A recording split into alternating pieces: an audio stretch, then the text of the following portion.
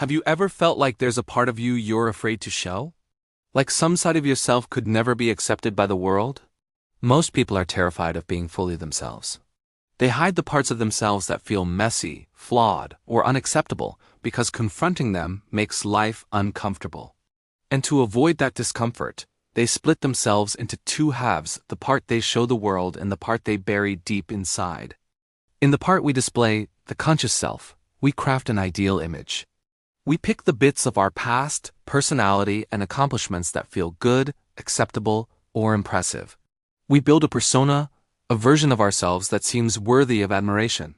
But in the hidden part, the unconscious self, we shove away everything we don't like or fear, our insecurities, weaknesses, mistakes, and even desires we consider inappropriate. This hidden side has a name in Jungian psychology. It's called the shadow. And until we face it, accept it, and integrate it into our lives, we remain incomplete, we remain fractured. We live in a half-life, full of potential but short of fulfillment. Many people do not realize that this internal division shapes every decision they make. It affects their career choices, relationships, and the way they view themselves in the world. For instance, someone may portray themselves as confident and successful, but beneath the surface they feel inadequate, anxious, or unworthy. They may surround themselves with achievements and possessions that signal success, but inside, they are avoiding their own hidden fears. Imagine for a moment that you're a person who fancies themselves a brilliant mathematician. You've solved a few problems, you've impressed yourself, and maybe a few friends have complimented you. You've convinced yourself of your brilliance. Then, one day, you hear about a local math club. They meet every weekend and tackle the toughest problems out there. You want to join, but something inside you resists. Because if you go, your self-image as a great mathematician will be challenged. You'll be exposed to your weaknesses.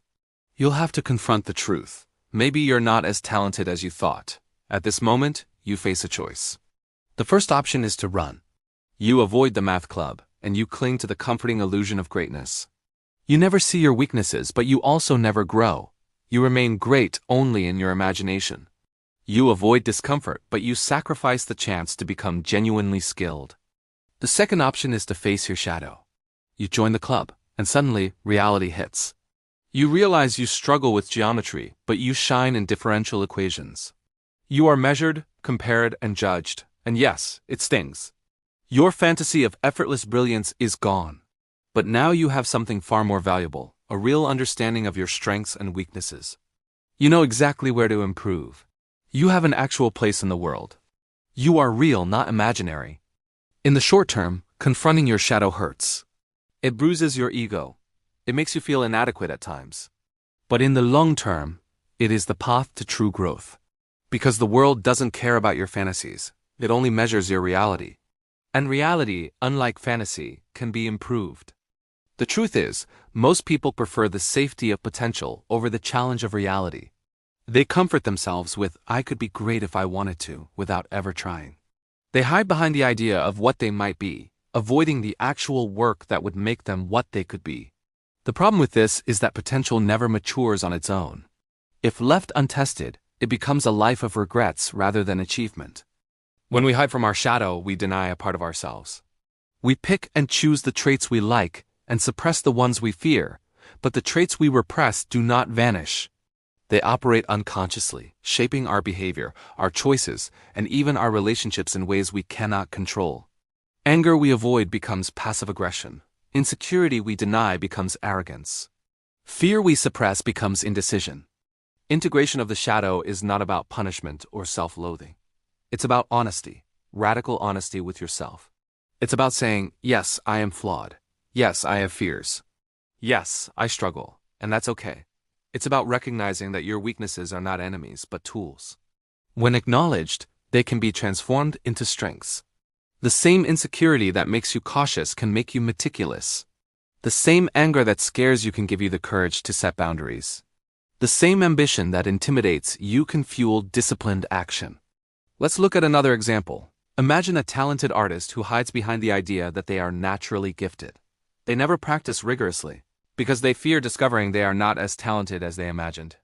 They avoid critique, shy away from challenges, and stay within their comfort zone. In doing so, they protect their image, but at the cost of real mastery. They could have been exceptional, but they settle for imaginary success.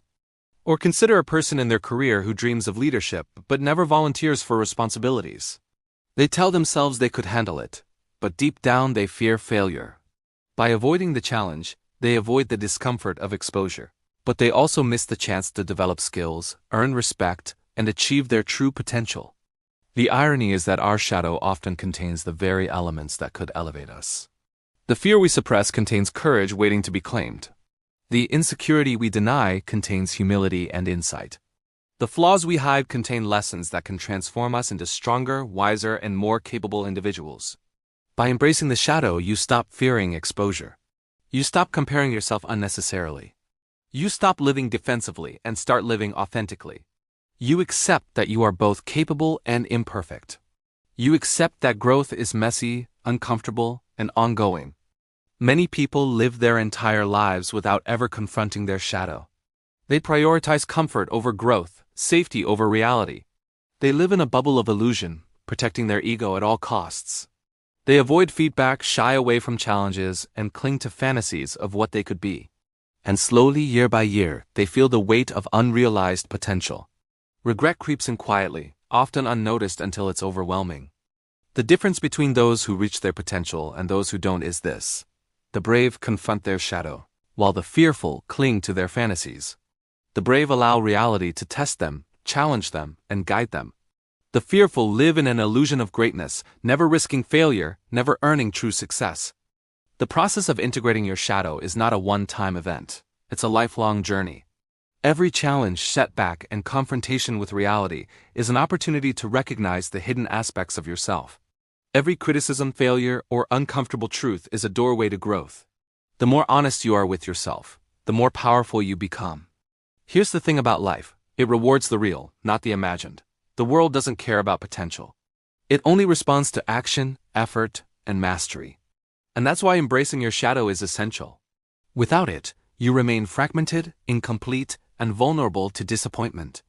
With it, you gain clarity, strength, and the ability to fully realize your potential. Ask yourself, in your own life, where are you hiding?